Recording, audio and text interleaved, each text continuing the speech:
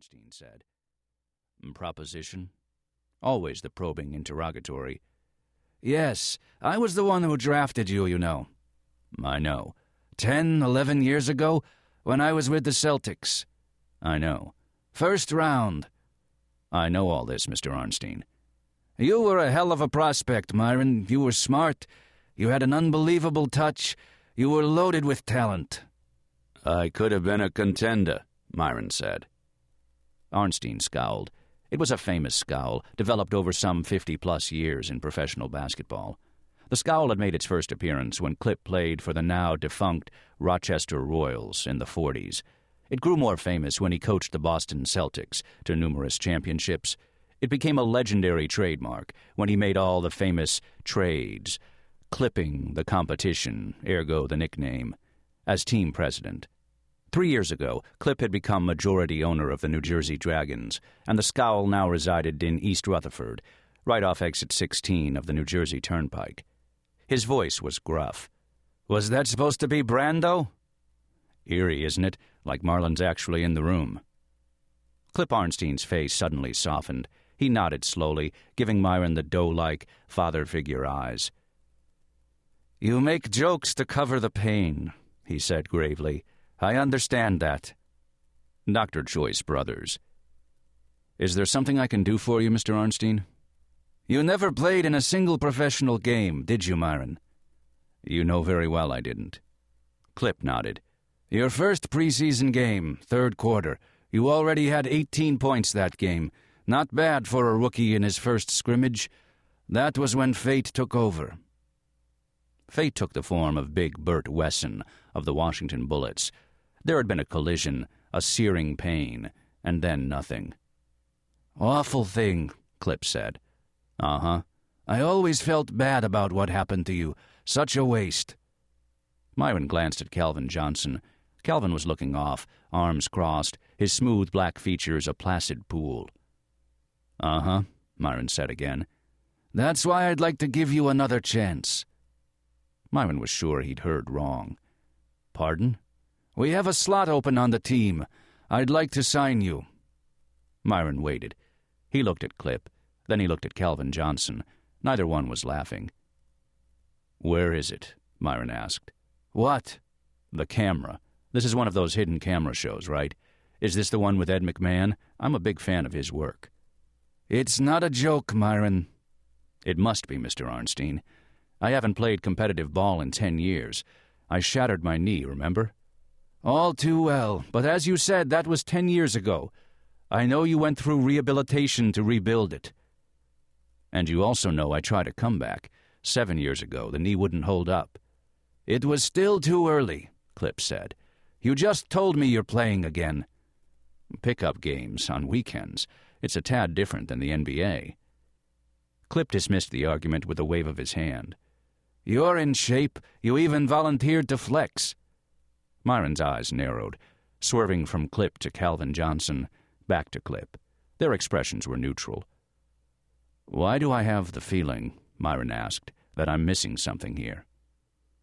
Clip finally smiled. He looked over to Calvin Johnson. Calvin Johnson forced up a return smile. Perhaps I should be less... Clip paused, searched for the word. Opaque. That might be helpful. I want you on the team. I don't much care if you play or not. Myron waited again. When no one continued, he said, It's still a bit opaque. Clip let loose a long breath. He walked over to the bar, opened a small hotel-style fridge, and removed a can of Yoo-hoo. Stocking Yoo-hoos. Clip had been prepared. You still drink this sludge? Yes, Myron said. He tossed Myron the can and poured something from a decanter into 2 glasses. He handed one to Calvin Johnson. He signaled to the seats by the glass window. Exactly mid-court. Very nice. Nice legroom, too. Even Calvin, who was 6'8", was able to stretch a bit. The 3 men sat next to one another, all facing the same way, which again felt weird in a business setting. You were supposed to sit across from one another, preferably at a table or desk. Instead, they sat shoulder to shoulder, watching the work crew pound the floor into place. Cheers, Clip said. He sipped his whiskey. Calvin Johnson just held his. Myron, obeying the instructions on the can, shook his yoo-hoo. "If I'm not mistaken," Clip continued, "you're a lawyer now."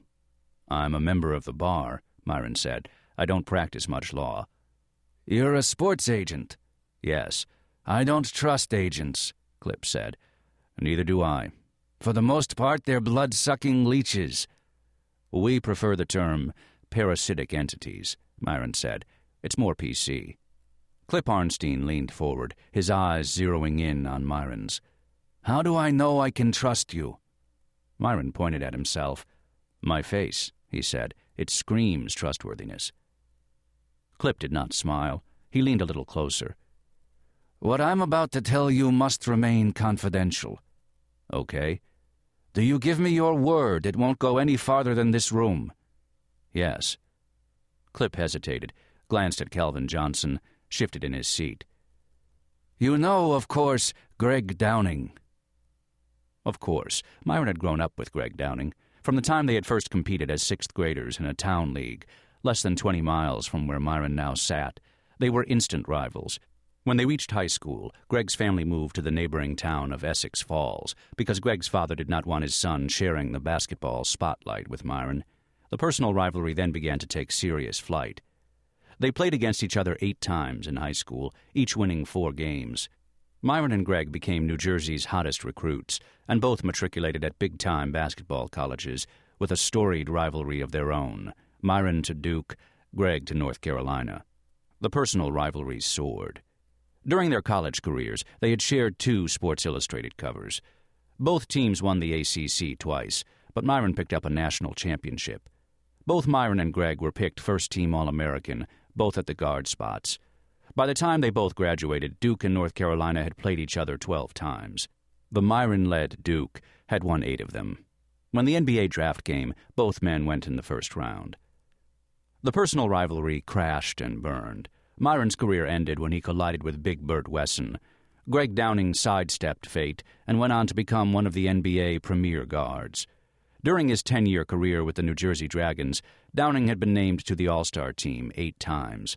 He led the league twice in three-point shooting. 4 times he led the league in free throw percentage, and once in assists.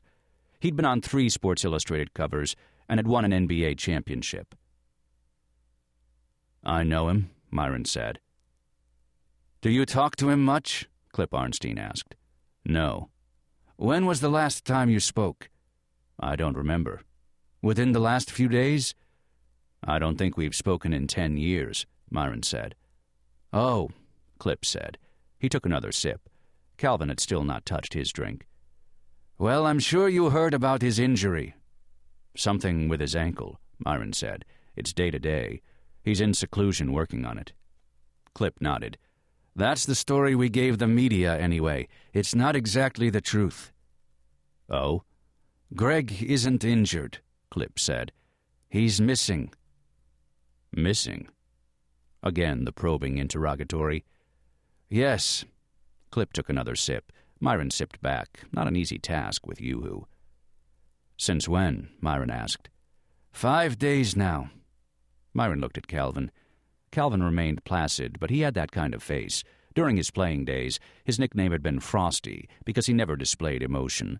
He was living up to his name now. Myron tried again.